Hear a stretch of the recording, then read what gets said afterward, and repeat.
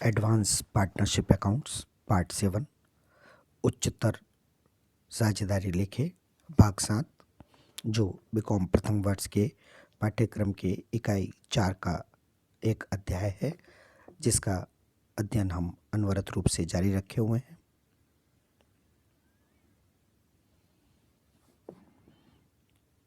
BCom प्रथम वर्ष जयनारायण व्यास विश्वविद्यालय का वित्तीय लेखांकन का संपूर्ण पाठ्यक्रम ग्रुप 1 पेपर 1 आपके स्क्रीन पर उपलब्ध है। इकाई 4 जिसका अध्ययन हम जारी रखे हुए हैं वह लाल रंग से दर्शाया गया है।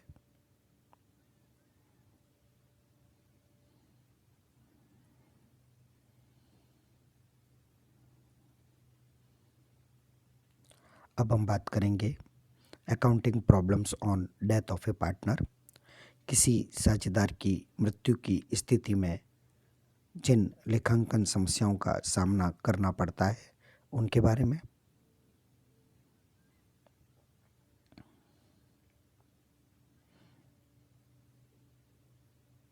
Number 1, most of the problems are similar problems as in case of retirement of a partner during the year.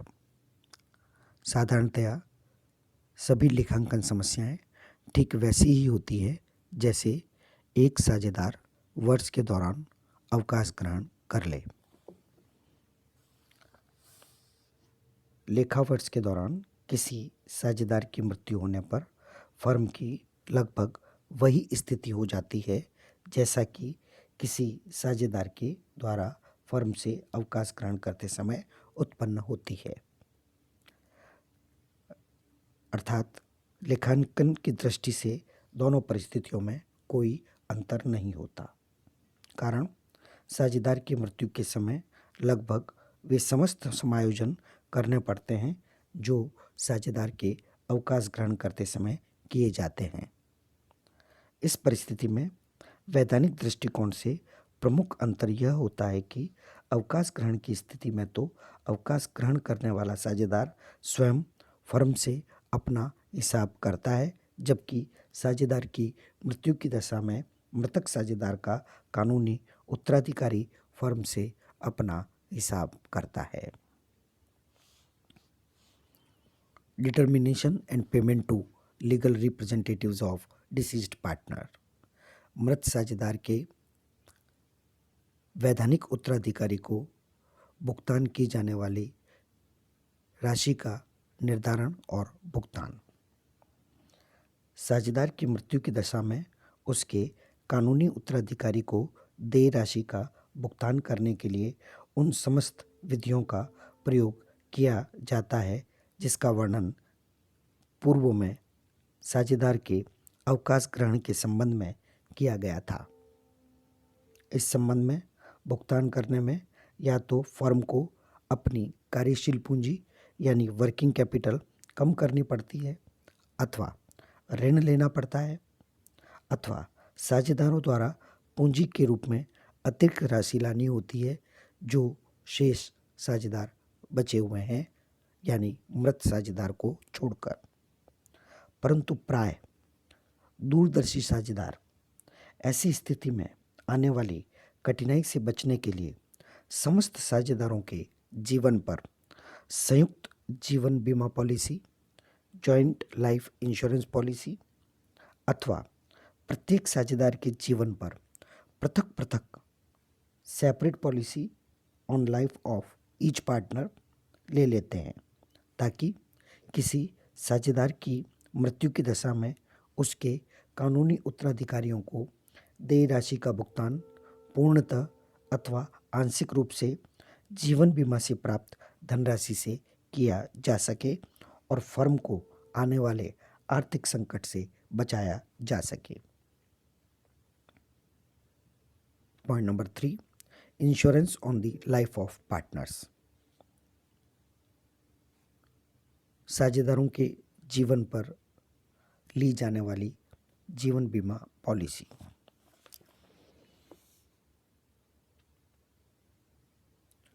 यह 2 प्रकार की हो सकती है। A, joint life insurance policy B individual और सेपरेट इंश्योरेंस पॉलिसीज। संयुक्त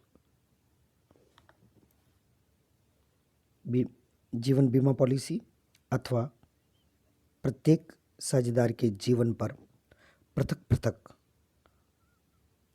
जीवन बीमा पॉलिसीज।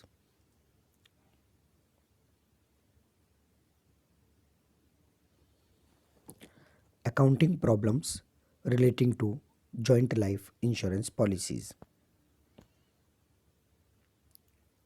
संयुक्त जीवन बीमा पॉलिसी के संबंध में आने वाली लेखांकन समस्याएं। इन्हें हम दो भागों में विभाजित करके अध्ययन करते हैं। Number 1, premium paid treated as business expenses, जब भुगतान किए गए प्रीमियम को व्यापारिक व्यय माना जाए। Number 2, premium paid treated as investment, यदि भुगतान किए गए प्रीमियम को विनियोग माना जाए। इसमें दो परिस्थितियां हो सकती है। A, adjustment of joint life policy account on the basis of surrender value of the policy. संयुक्त जीवन बीमा पॉलिसी खाते का समर्पण मूल्य के आधार पर समायोजन। B, adjustment of joint life policy account on the basis of surrender value of policy by opening reserve account. संयुक्त जीवन बीमा पॉलिसी का समर्पण मूल्य के आधार पर संचय खाता खोलकर समायोजन किया जाना।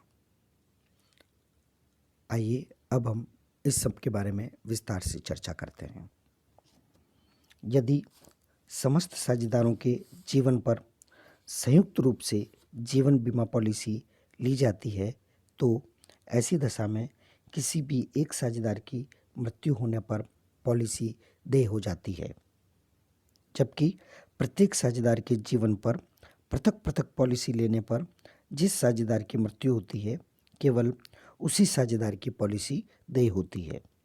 यद्यपि मृतक साझेदार के उत्तराधिकारी को देय राशि ज्ञात करते समय अन्य साझेदारों की पॉलिसियों के समर्पण मूल्य का भी ध्यान अवश्य रखा जाता है। सैद्धांतिक दृष्टिकोण से संयुक्त जीवन बीमा पॉलिसी तथा पृथक पृथक जीवन बीमा पॉलिसी दोनों दशाओं में लेखांकन की रीति में कोई बहुत अधिक अंतर नहीं होता। जहां यह उल्लेखनीय है कि जब फर्म जीवन बीमा पॉलिसी लेती है तो उसे इस संबंध में बीमा निगम को प्रीमियम चुकाना पड़ता है। जीवन बीमा के संबंध में फर्म की पुस्तकों में लेखा प्रविष्टियां इस प्रकार की जाती है। When premium is treated as business expenses, जब प्रीमियम को व्यापारिक व्यय माना जाए। जब जीवन बीमा पॉलिसी पर दिए प्रीमियम को व्यापारिक व्यय माना जाता है तब की जाने वाली प्रविष्टियां इस प्रकार है। नंबर 1, प्रीमियम का भुगतान करने पर insurance premium account debit to cash और बैंक अकाउंट प्रीमियम की राशि से। नंबर 2, अंतिम खाते बनाते समय क्योंकि प्रीमियम को व्यय माना गया है अतः इंश्योरेंस प्रीमियम अकाउंट को लाभ हानि खाते में हस्तांतरित कर दिया जाएगा। Profit and loss account debit to insurance premium account. साझेदार की मृत्यु पर बीमित राशि प्राप्त होने पर कैश और bank account debit to insurance policy account बीमा पॉलिसी की संपूर्ण रकम से। नंबर 4, प्राप्त राशि का साझेदारों में विभाजन करने पर insurance policy account debit to all partners capital account in their old ratio. सभी साझेदारों में उनके पुराने अनुपात में बीमा की रकम का विभाजन कर दिया गया है।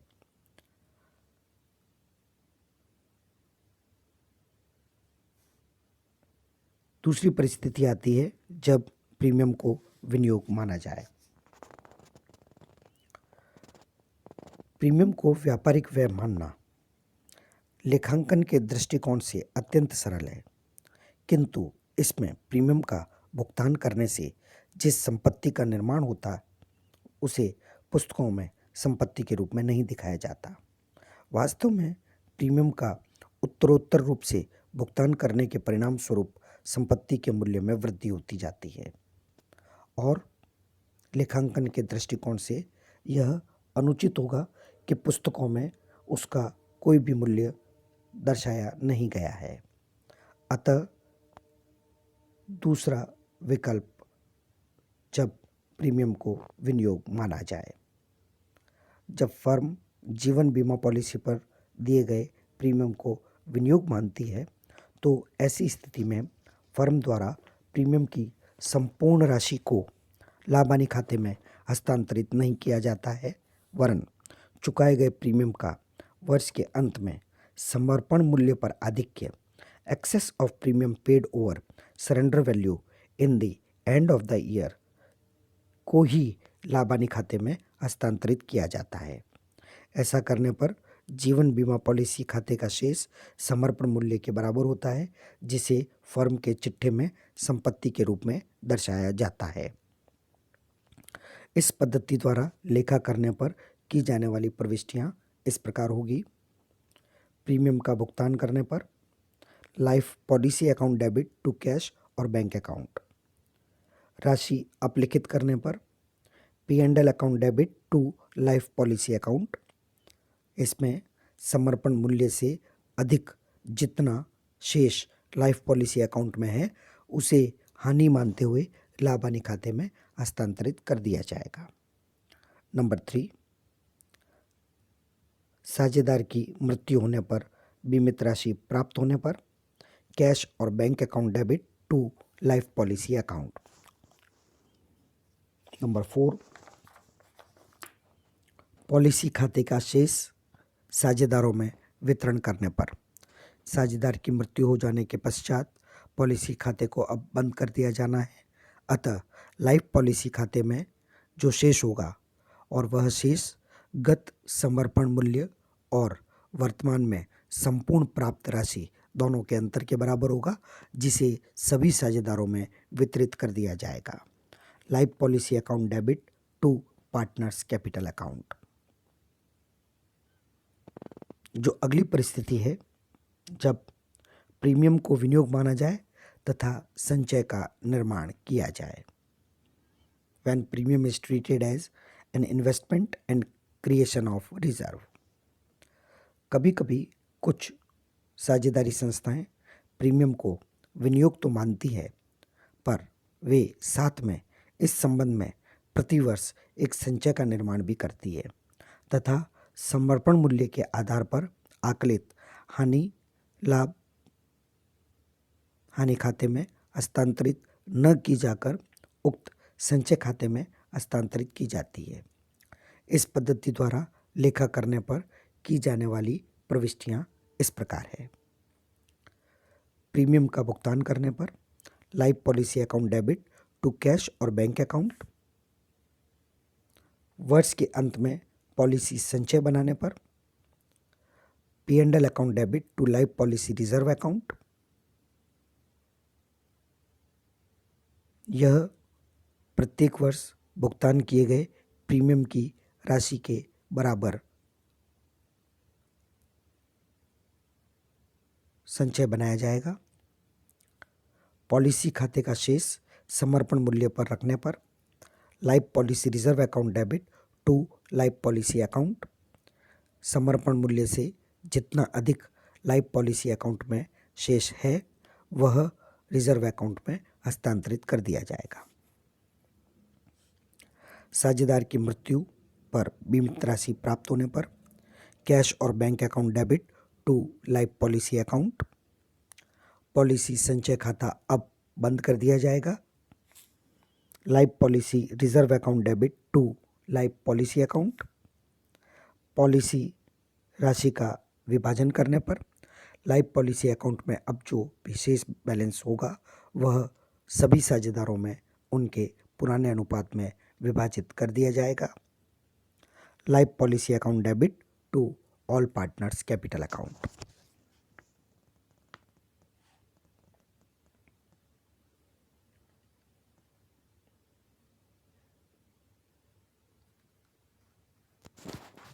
accounting problems relating to individual or separate life insurance policy। प्रत्येक साझेदार के जीवन पर पृथक पृथक पॉलिसी लेने पर आने वाली लेखांकन समस्याएं। All that will be divided into two parts. Number one, description about individual policies, पृथक पृथक या व्यक्तिगत जीवन बीमा पॉलिसी का विवरण। Number two, accounting entries in case of individual policies, व्यक्तिगत जीवन बीमा पॉलिसी लेने पर की जाने वाली लेखा प्रविष्टियाँ। आइए अब हम इनका विस्तार से वर्णन करते हैं। भारतीय जीवन बीमा निगम आजकल संयुक्त बीमा पॉलिसी नहीं देता है। ऐसी परिस्थितियों में फर्म को प्रत्येक साझेदार के जीवन पर अलग अलग पॉलिसी लेना आवश्यक हो जाता है। इसलिए समस्त साझेदारों को जीवन पॉलिसी पर दी गई कुल प्रीमियम की रकम लाभानी खाते में हस्तांतरित कर दी जाती है। ऐसी दशा में यदि किसी साझेदार की मृत्यु हो जाती है तो उस साझेदार की जीवन पॉलिसी की रकम तो आ जाती है, परंतु शेष जीवित साझेदारों की पॉलिसियों की रकम नहीं आती है।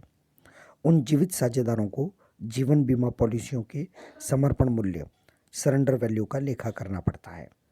जीवन बीमा पॉलिसी की रकम बीमा करने वाले की मृत्यु होने पर या पॉलिसी की अवधि पर मिलती है। यदि बीमा कराने वाला कोई व्यक्ति जीवन बीमा पॉलिसी की संपूर्ण अवधि तक बीमा नहीं रखना चाहता है तो वह पॉलिसी को बंद भी कर सकता है। इसे समर्पण कहते हैं। इस प्रकार समर्पण करने पर जो रकम जीवन बीमा कंपनी देती है उसे समर्पण मूल्य कहा जाता है।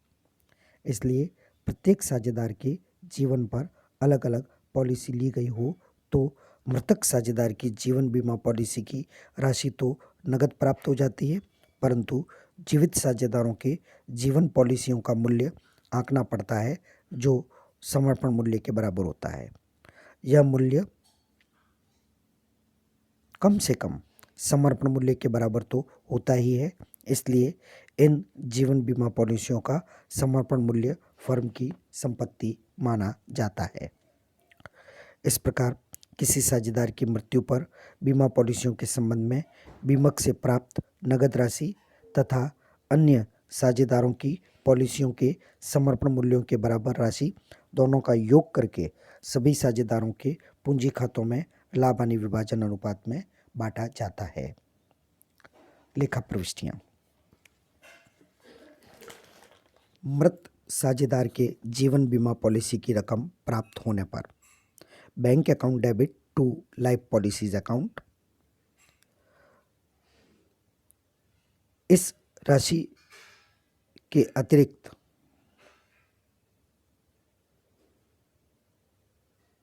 अन्य साझेदारों के जीवन बीमा पॉलिसियों के समर्पण मूल्य को शामिल करते हुए कुल राशि का विभाजन करने पर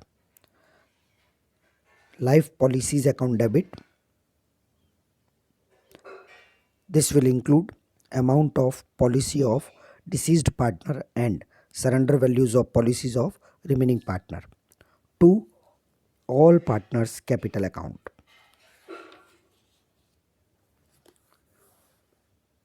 इन दोनों प्रविष्टियों का प्रभाव यह होगा कि जीवन बीमा पॉलिसियां खाता लाइफ पॉलिसीज अकाउंट में साझेदारों की पॉलिसियों के समर्पण मूल्य के बराबर डेबिट शेष रह जाएगा, जो कि शेष फर्म के स्थिति विवरण में संपत्ति पक्ष की ओर दर्शाया जाएगा। यदि शेष साझेदार उसे अपनी पुस्तकों में नहीं दर्शाना चाहते हैं तो उसे नए लाभ विभाजन अनुपात में बंद भी कर सकते हैं। ऐसी परिस्थिति में जो प्रविष्टि की जाएगी वो इस प्रकार है: remaining partners capital account debit to life policies account.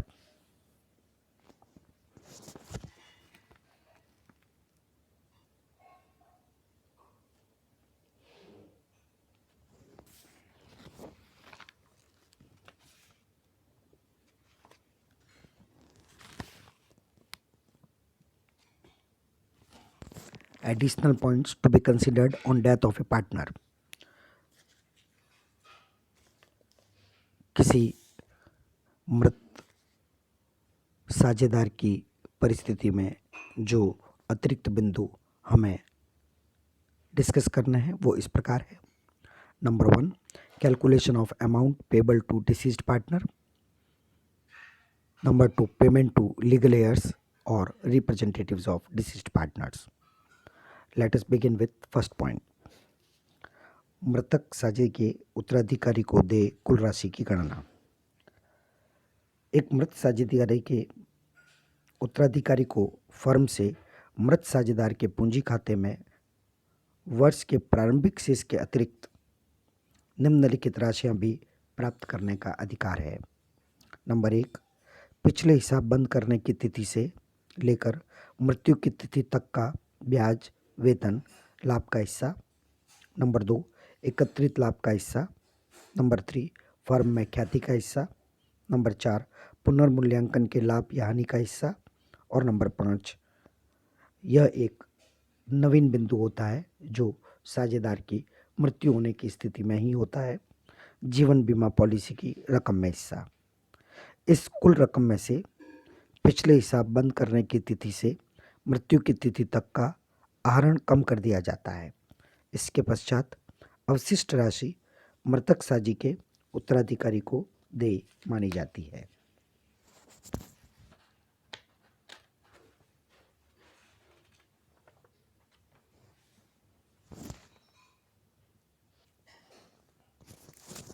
मृतक साझेदारी के उत्तराधिकार को भुगतान। मृतक साझी के उत्तराधिकारी को देय कुल राशि की गणना करने के पश्चात उसके भुगतान की व्यवस्था की जाती है। व्यवहारिक जीवन में इसके जो रूप हो सकते हैं वो इस प्रकार है। नंबर 1, यदि फर्म की तरल स्थिति उत्तम हो और मृतक साझी के उत्तराधिकारी चाहे तो सारी रकम का तुरंत भुगतान किया जा सकता है। नंबर 2, यदि उत्तराधिकारी चाहें और फर्म की आवश्यकता हो तो देय कुल राशि या उसका कोई भाग फर्म में रहने दी जा सकती है तथा इस पर निर्धारित दर से ब्याज दिया जा सकता है। कभी कभी शेष साझी इस राशि के प्रयोग के उपलक्ष्य में फर्म के भावी लाभ का एक निश्चित प्रतिशत देने का समझौता कर सकते हैं। इस प्रकार निर्धारित ब्याज या लाभ निर्धारित अवधियों के अंत में देते रहते हैं या यह देय राशि में सम्मिलित होता रहता है। नंबर 3, यदि देय राशि का भुगतान निर्धारित देय किस्तों में करने का समझौता किया जाता है तो प्रत्येक किस्त के साथ उक्त अवधि का ब्याज भी चुका दिया जाता है। प्रत्येक अवधि में बकाया राशि पर ब्याज की गणना की जाती है। नंबर 4, देय राशि का भुगतान करने के साथ ही मृतक की विशेष सेवाओं के उपलक्ष्य में शेष साझी यह समझौता भी कर सकते हैं कि वे अपने दिवंगत साझी की विधवा को उसकी मृत्यु पर्यंत एक निश्चित वार्षिकी एन्युटी का भुगतान करते रहेंगे। इस प्रकार किया जाने वाला भुगतान फर्म का सामान्य व्यय माना जाएगा तथा प्रतिवर्ष लाभ हानि खाते में डेबिट किया जाएगा। नंबर 5, देय राशि की एवज में वार्षिकी स्वीकार करने का समझौता भी किया जा सकता है। इस स्थिति में देय राशि सभी साझेदारों के पूंजी खातों में लाभ वितरण अनुपात में क्रेडिट कर दी जाती है या एन्युटी खाते में हस्तांतरित कर दी जाती है तथा प्रतिवर्ष चुकाई जाने वाली वार्षिकी की राशि फर्म के लाभ में से अन्य व्यय तथा हानियों की भांति पूरी की जाती है अथवा एन्युटी खाते से पूरी की जाती है। यदि वार्षिकी चुकाने का दायित्व किसी एक या अधिक साझेदार ने अपने ऊपर लिया है तो उक्त साझी जिस अनुपात में वार्षिकी की राशि सहन करने का समझौता करते हैं उसी अनुपात में उनके पूंजी खातों में मृतक के उत्तराधिकारियों को देय राशि क्रेडिट कर दी जाती है। भुगतान की जाने वाली इन सभी विधियों का विस्तृत विवरण अवकाश ग्रहण करने वाले साझी के संबंध में भुगतान किए जाने की परिस्थितियों के साथ हम पहले कर चुके हैं। पुनः अवलोकन के लिए उन व्याख्यानों को आप एक बार वापस देख सकते हैं। धन्यवाद।